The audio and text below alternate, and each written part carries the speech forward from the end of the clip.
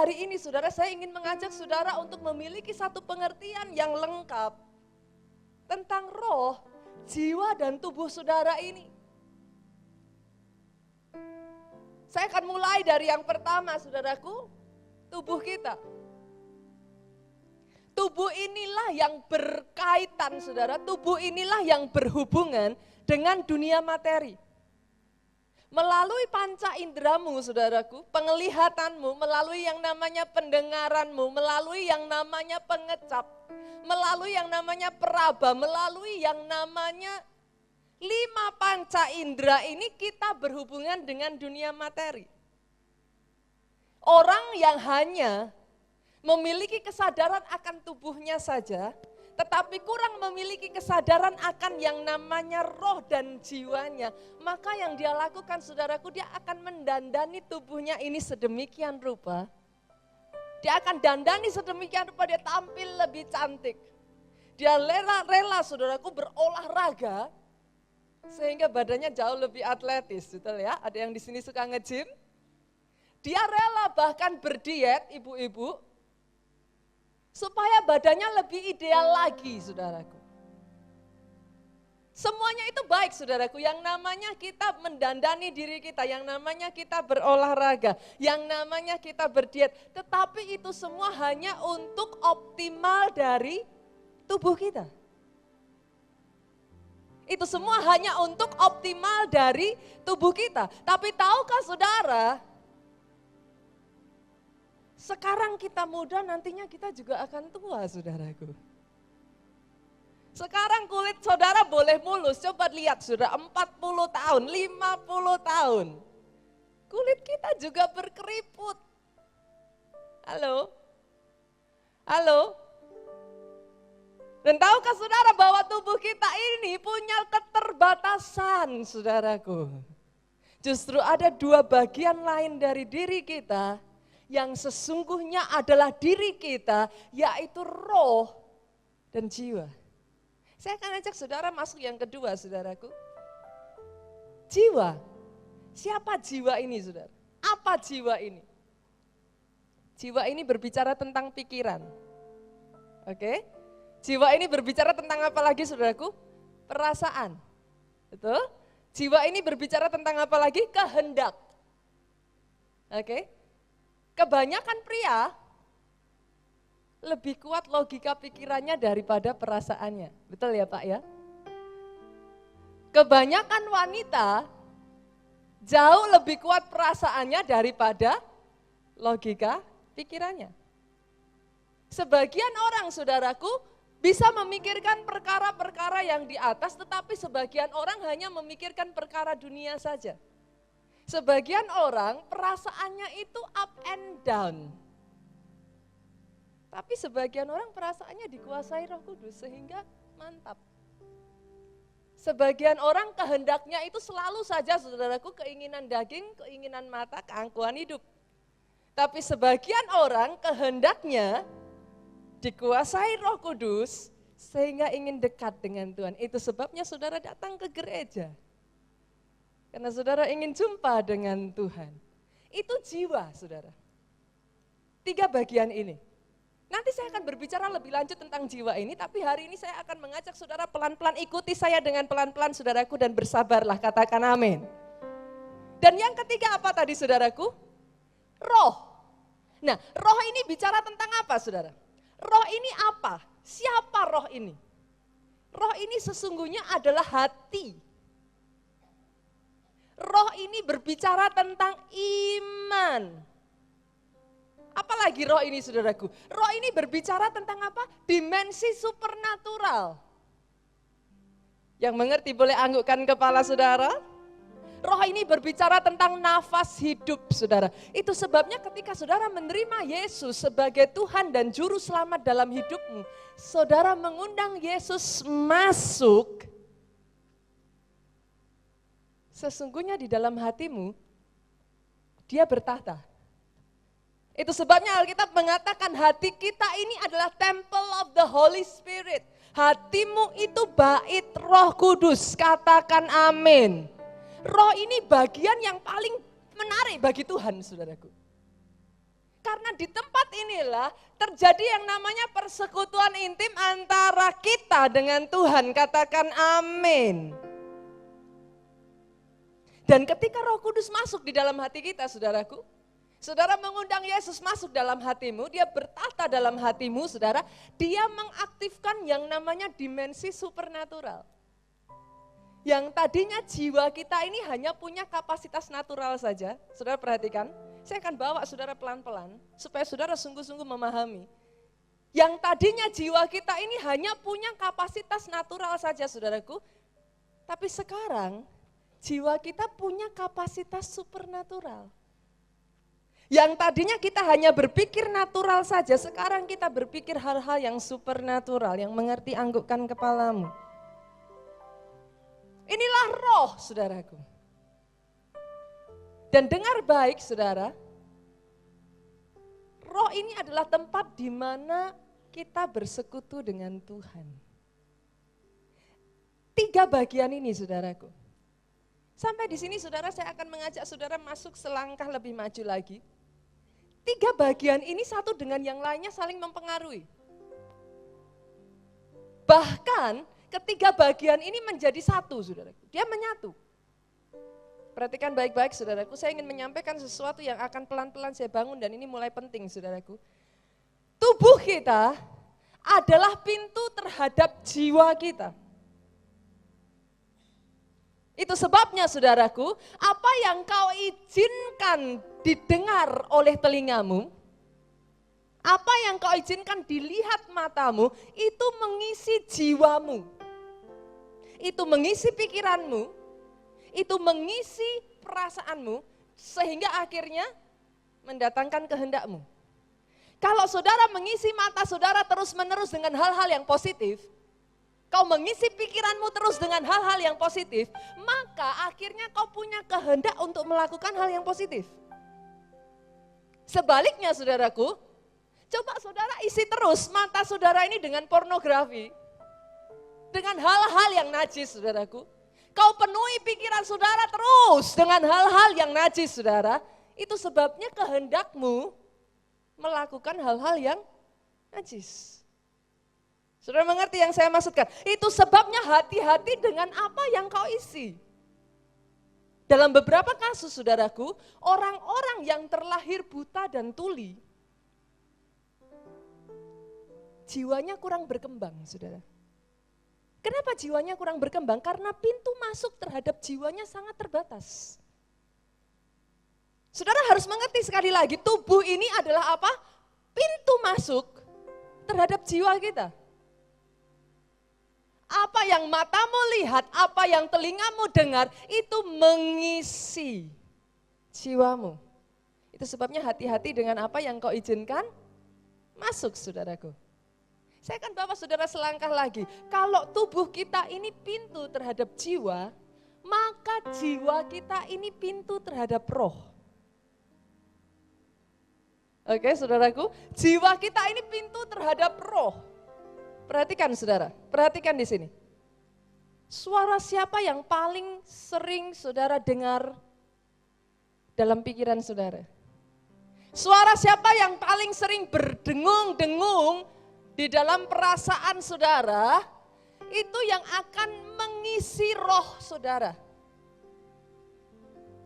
Dia akan memenuhi roh saudara. Kalau saudara terus mengisi dengan firman Tuhan, halo, kau isi terus pikiranmu dengan firman Tuhan. Kau isi firman terus, isi pikiran saudara terus dengan firman Tuhan. Perasaan saudara bukan lagi up and down. Karena kau isi terus dengan firman. Jiwa ini masuk ke roh saudara, dia akan mengisi roh. Ketika kau isi dia dengan firman, maka rohmu menjadi kuat, katakan amin. Ketika rohmu kuat, jiwamu tidak lagi up and down saudara. Perasaanmu tidak lagi turun naik, masalah boleh tetap ada. Tapi karena kau isi terus dia dengan firman, rohmu menjadi kuat sehingga ketika masalah datang saudara boleh berkata, segala perkara dapat kutanggung di dalam Dia yang memberikan kekuatan kepadaku. Tepuk tangannya boleh lebih meriah lagi buat Yesus Tuhan kita. Perhatikan jemaat Tuhan. Saring apa yang kau izinkan masuk di dalam jiwamu. Karena jiwamu itu akan mengisi rohmu.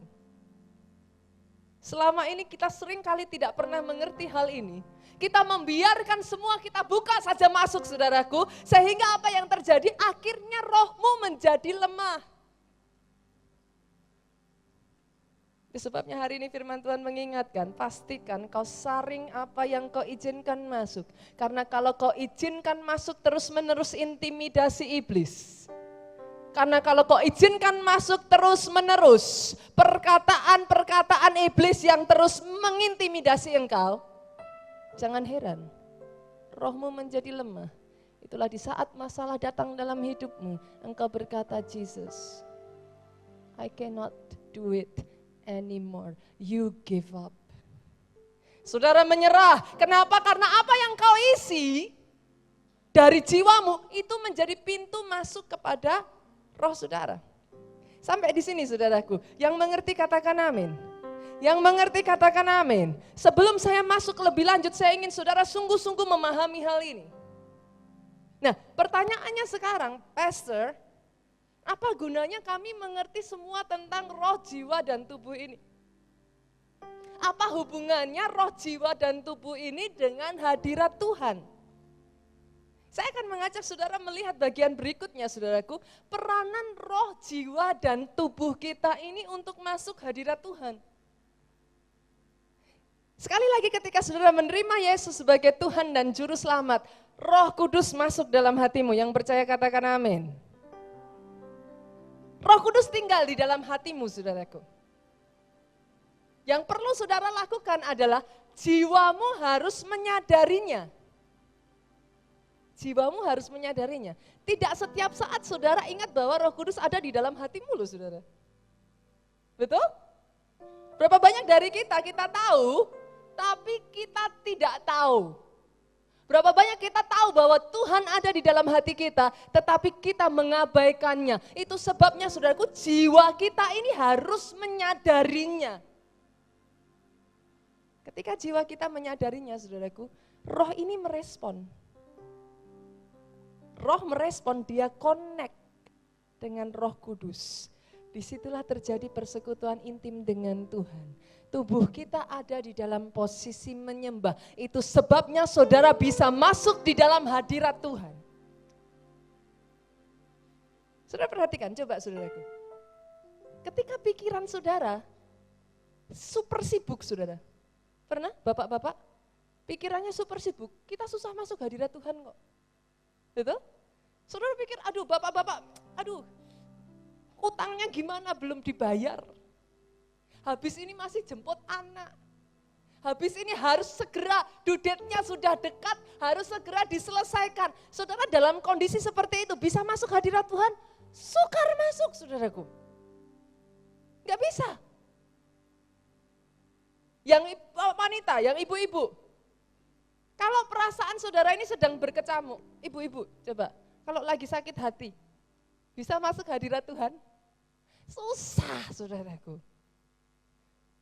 Ibu-ibu kalau saudara sedang ada di dalam keadaan yang sedih, saudara lagi pikirannya, perasaannya saudara itu penuh, saudara berkecamuk saudaraku.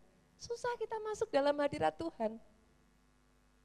Kenapa? Karena perasaan, pikiran, jiwa kita ini pintu masuk kepada roh. Saudara mengerti yang saya maksudkan? Saudara mengerti yang saya maksudkan? Sama halnya juga dengan tubuh kita ini saudara. Berapa banyak dari saudara yang merasakan kalau saudara sedang sakit, mau masuk hadirat Tuhan itu rasanya susah sekali saudara. Tubuhnya ini gak mau kerjasama. Apalagi kalau sudah dalam kondisi seperti itu, saudara kepayahan, saudara kelelahan, super capek saudaraku. Masuk hadirat Tuhannya posisinya sambil tiduran. Nah itu bukan masuk hadirat Tuhan, itu tidur dalam roh saudaraku. Saudara mengerti yang saya maksudkan? Jadi kuncinya di sini saudaraku, kenapa roh, jiwa, dan tubuh ini penting, menjadi pengertian yang penting bagi kita masuk dalam hadirat Tuhan. Karena untuk saudara masuk dalam hadirat Tuhan, dibutuhkan tubuh dan jiwamu sinkron dengan rohmu. Tubuh dan jiwa saudara ini harus sinkron dengan roh saudara. Ketika tubuh dan jiwamu ini sinkron dengan rohmu, di situ cepat sekali bagi saudara masuk dalam hadirat Tuhan. Itu sebabnya ketika pikiran saudara sedang super sibuk, belajar meneduhkan pikiran saudara terlebih dulu.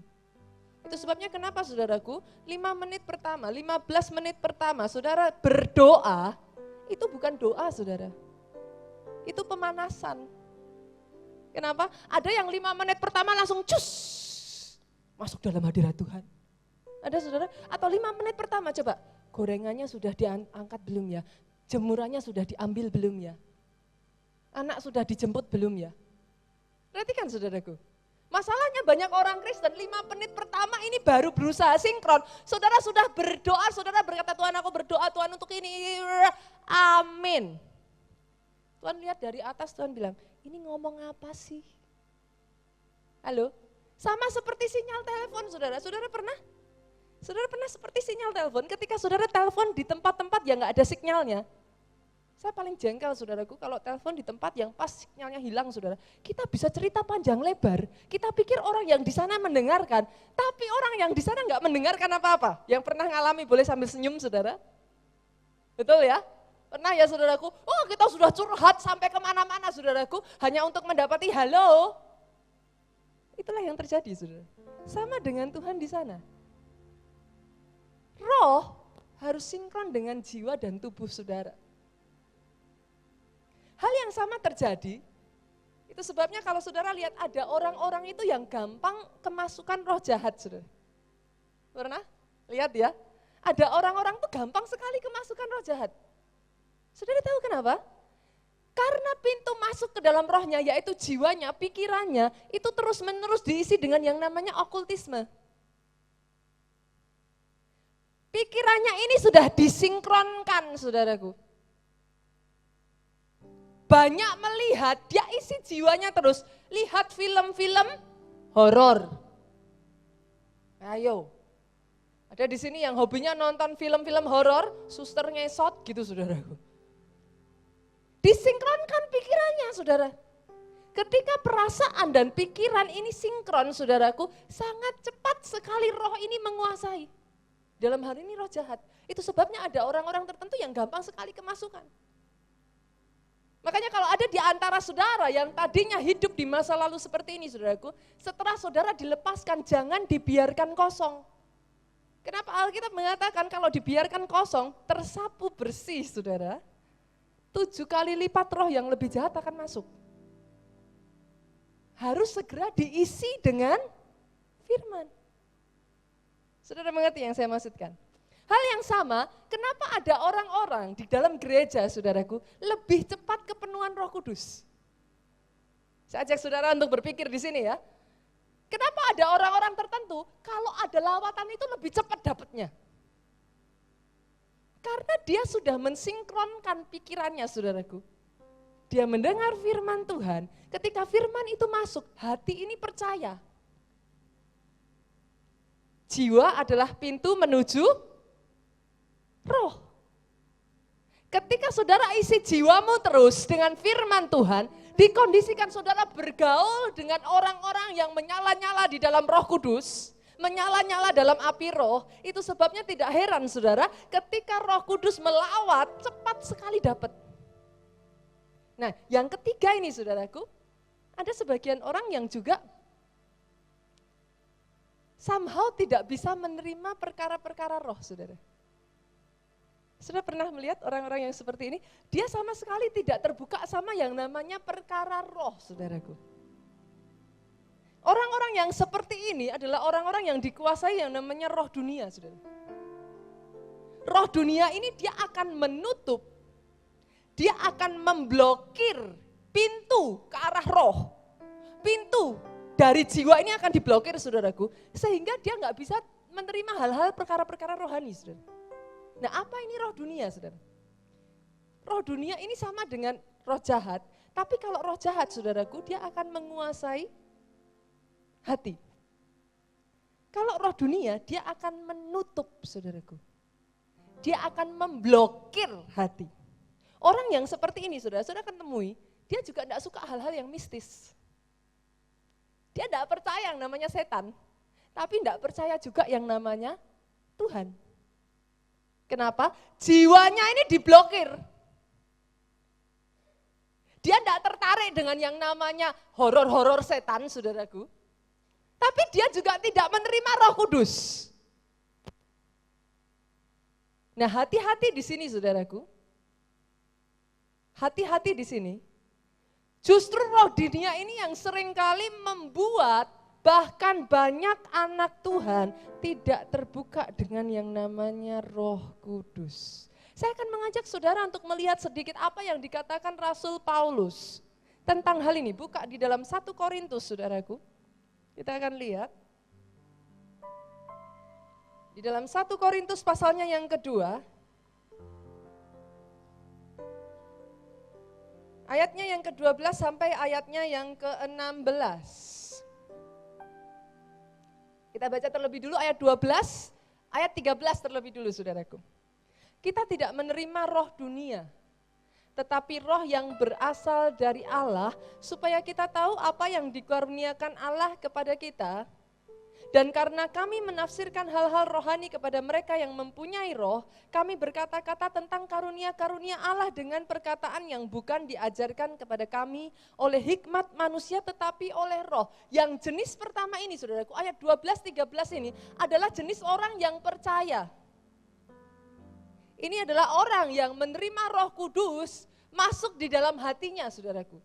Sehingga ketika Roh Kudus ini masuk di dalam hatinya, saudara perhatikan. Saya tahu, saudaraku, subjek ini agak butuh waktu untuk dicerna, saudara. Subjek ini agak butuh waktu untuk dicerna, saudaraku. Kenapa? Karena ketika saudara menemukan terobosan dalam hal ini akan sangat mudah bagi saudara untuk masuk di dalam hadirat Tuhan. Jenis yang pertama dari ayat 12-13 ini, saudaraku, adalah orang yang sudah menerima Yesus. Roh Kudus masuk di dalam hatinya. Itu sebabnya Alkitab mengatakan di sini, dia menafsirkan hal-hal yang dari roh, berasal dari roh supaya kita tahu apa yang dikaruniakan Allah kepada kita. Itu sebabnya orang yang seperti ini, saudaraku, ketika saudara mendengar firman, firman itu masuk sebagai rema. Firman itu bukan hanya masuk di sini, keluar di sini, saudaraku. Saudara bisa menangkap rema firman. Ketika saudaraku bisa menangkap rema firman, saudaraku, tubuh pintu kepada jiwa, jiwa pintu kepada roh. Tetapi di saat bersamaan, saudaraku, ketika saudara mengisi roh ini, roh akan mengendalikan jiwamu. Roh akan mengendalikan jiwamu, saudaraku. Dan jiwa mempengaruhi tubuh. Saudara perhatikan. Itu sebabnya, saudara, kalau saudara isi rohmu terus dengan firman, rohmu kuat. Rohmu kuat, ketika rohmu kuat, dia mengendalikan jiwa. Jiwamu tidak gampang up and down. Perasaanmu tidak gampang up and down. Mantap. Dan jiwa, dia mempengaruhi roh, mempengaruhi tubuh, saudara. Orang yang rohnya lemah, saudaraku, jiwanya up and down, gampang khawatir. Berapa banyak saudara yang sering menemukan akhirnya banyak, cepat sekali kena sakit mah. Dia mempengaruhi tubuh, saudara. Jangan salah, tubuh kita ini dipengaruhi dari jiwa kita. Kalau saudara isi terus, roh saudara di dalam jiwa saudara itu rohnya diisi terus. Dengan hal-hal yang melemahkan, akhirnya rohmu ini mengendalikan jiwamu. Jiwamu jadi up and down. Jiwa yang up and down, dia mempengaruhi tubuhmu. Gampang sakit. Gampang pundaknya kenceng. Ibu-ibu, saudara mengerti yang saya maksudkan? Saudara mengerti yang saya maksudkan? Itu sebabnya, saudaraku, ayat 12-13 ini berbicara orang yang dikuasai roh. Rohnya, hatinya ini, saudaraku, berdiam roh Allah. Roh ini akan mengendalikan, mempengaruhi jiwa. Itu sebabnya dia akan mulai berpikir perkara-perkara yang rohani. Dia tidak lagi hanya pikirannya punya kapasitas natural. Enggak, saudaraku.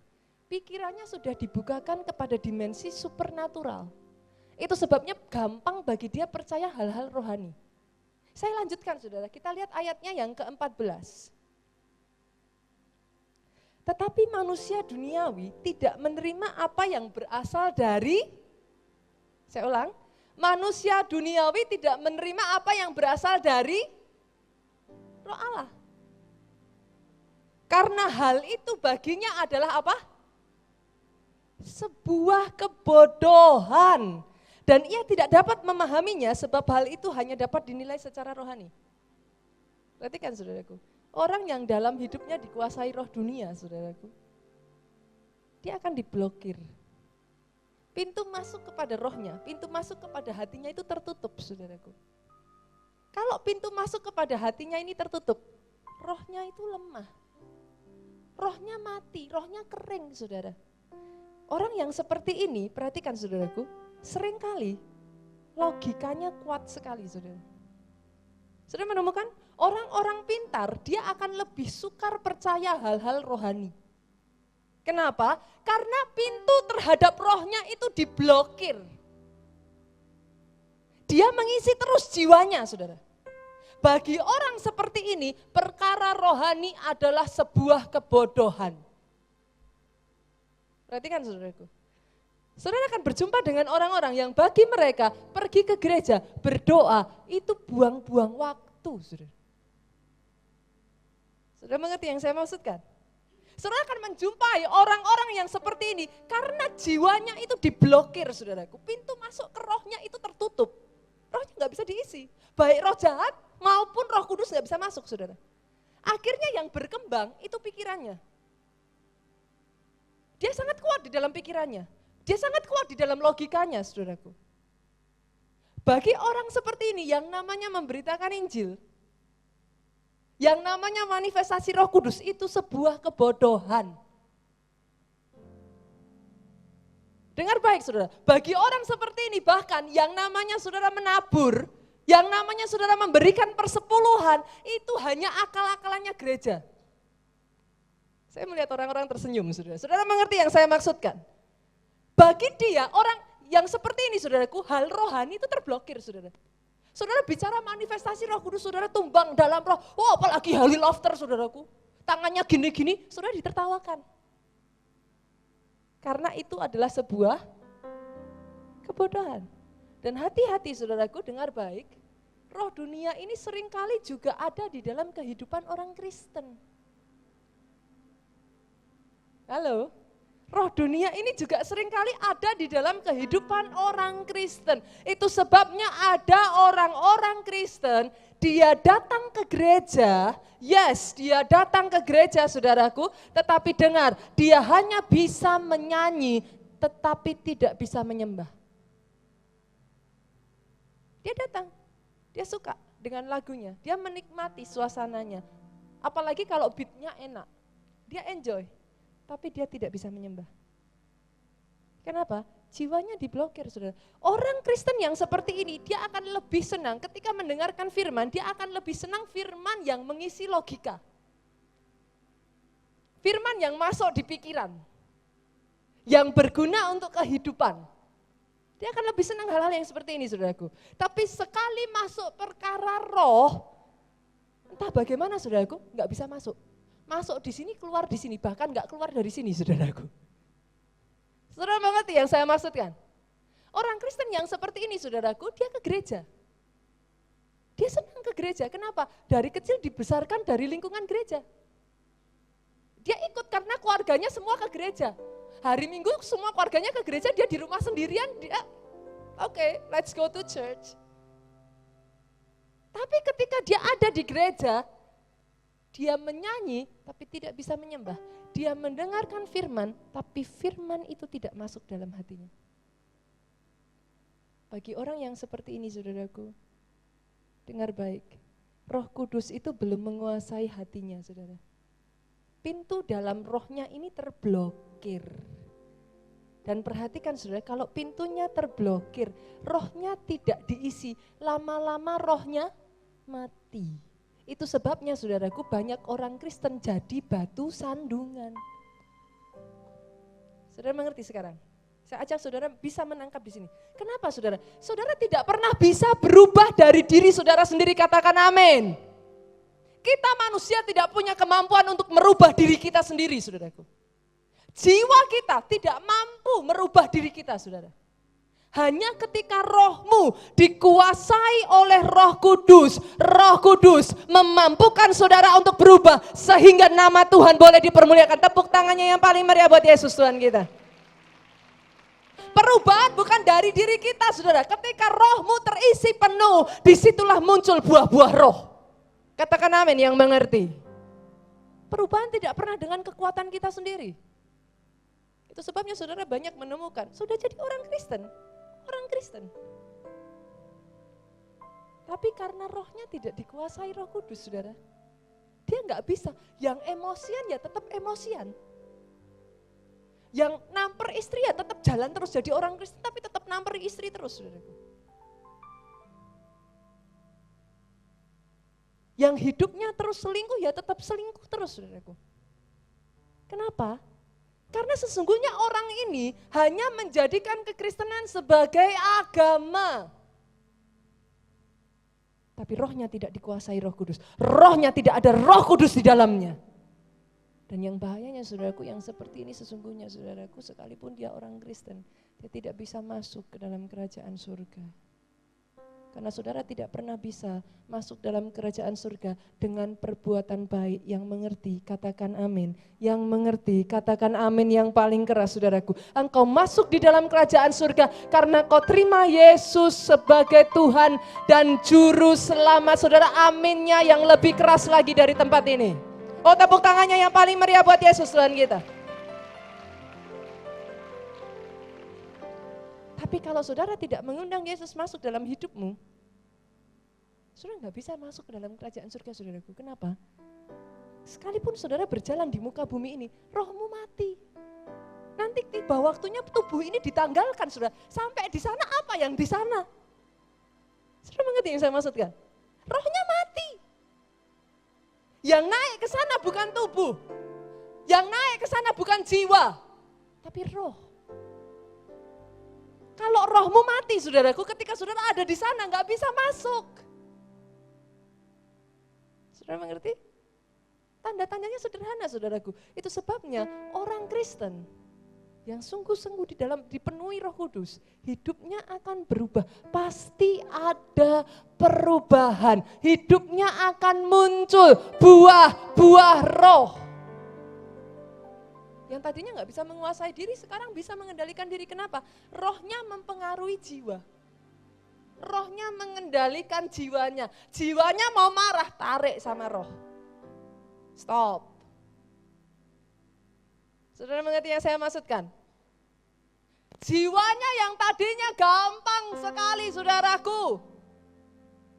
Penuh dengan kemarahan, sekarang ditarik sama roh. Itu sebabnya dia berubah.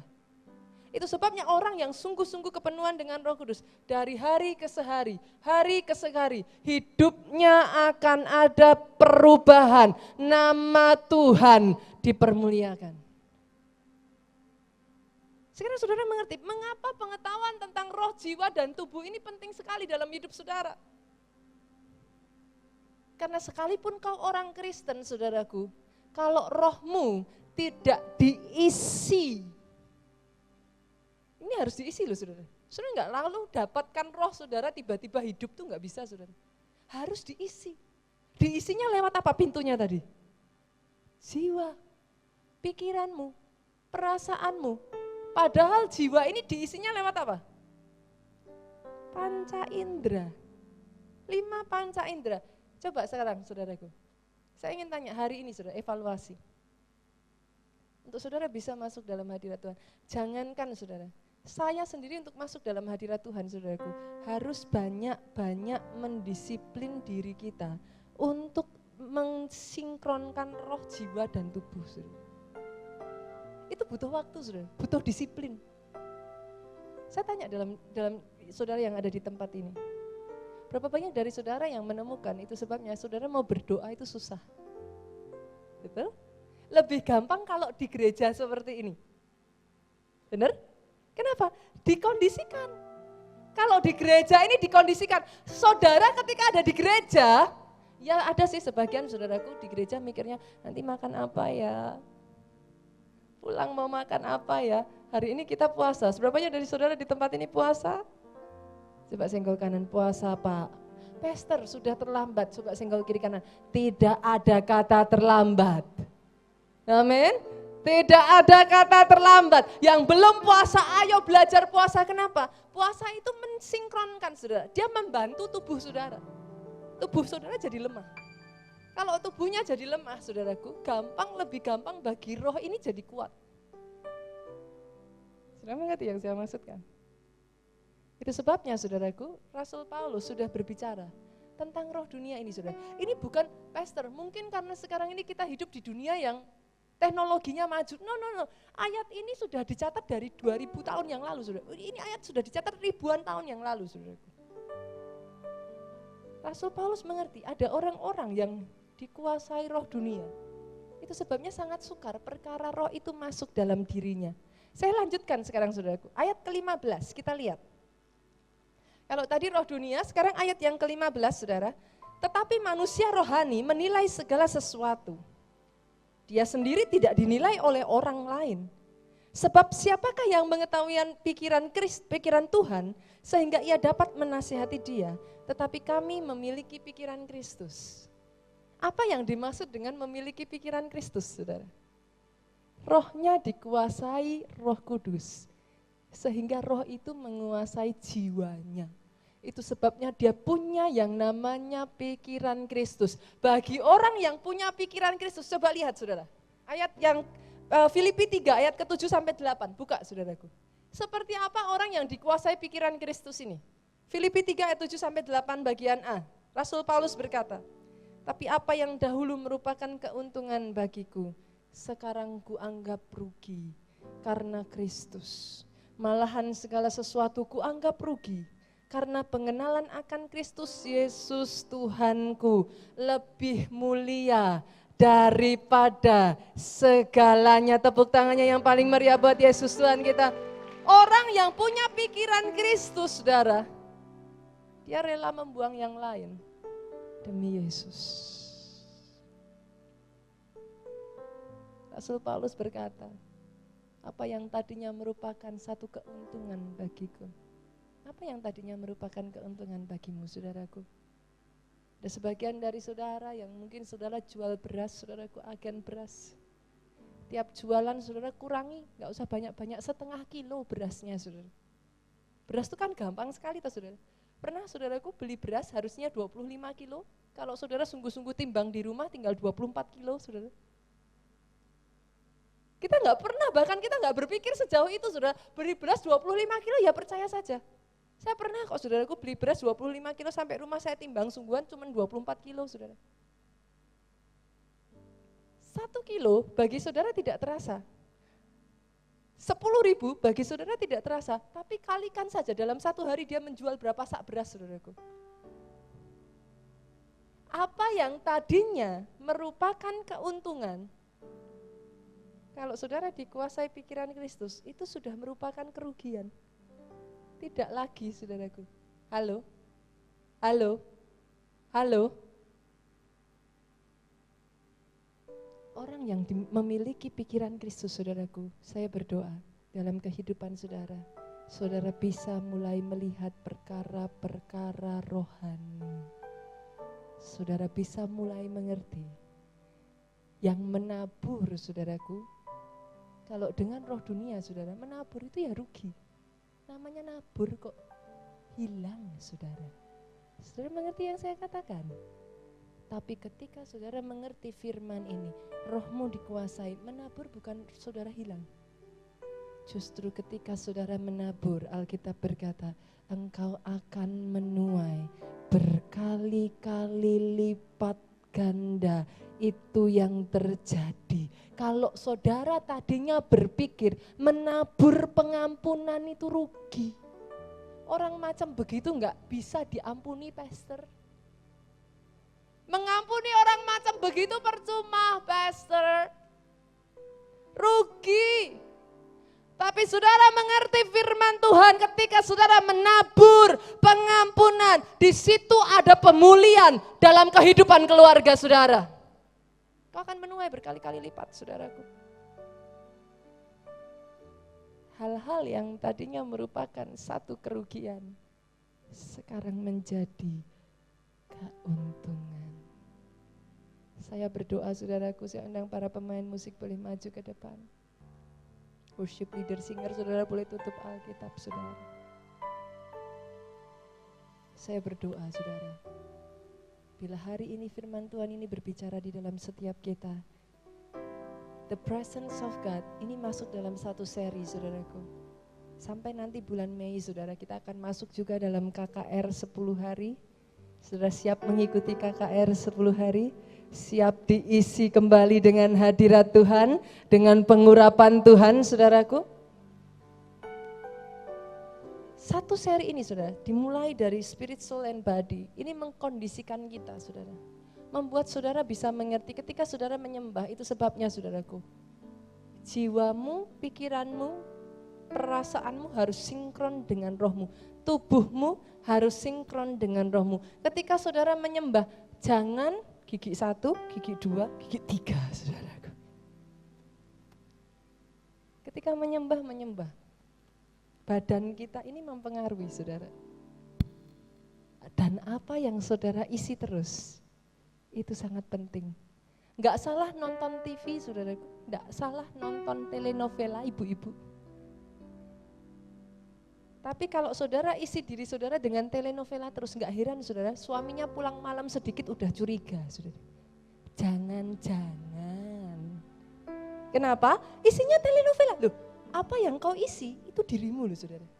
Jangan salah. Saudara jangan berharap ngisi gelas dengan air putih, keluarnya susu. Nonsen. Gak bisa. Apa yang kau isi, itu yang akan keluar dari dirimu, katakan amin. Kalau kau isi dengan kepahitan, kalau kau isi dengan kekecewaan, kalau kau isi dengan sakit hati, maka keluarnya akan menyakiti. Gak bisa tidak, saudara. Apa yang kau isi, itu yang akan keluar. Tapi kalau kau isi dengan pengampunan, kau isi dengan kasih, damai, sejahtera, yang daripada Allah, itu sebabnya Rasul Paulus berkata apa? Pikirkanlah semua yang baik, semua yang benar, semua yang sedap didengar. Pikirkanlah semuanya itu.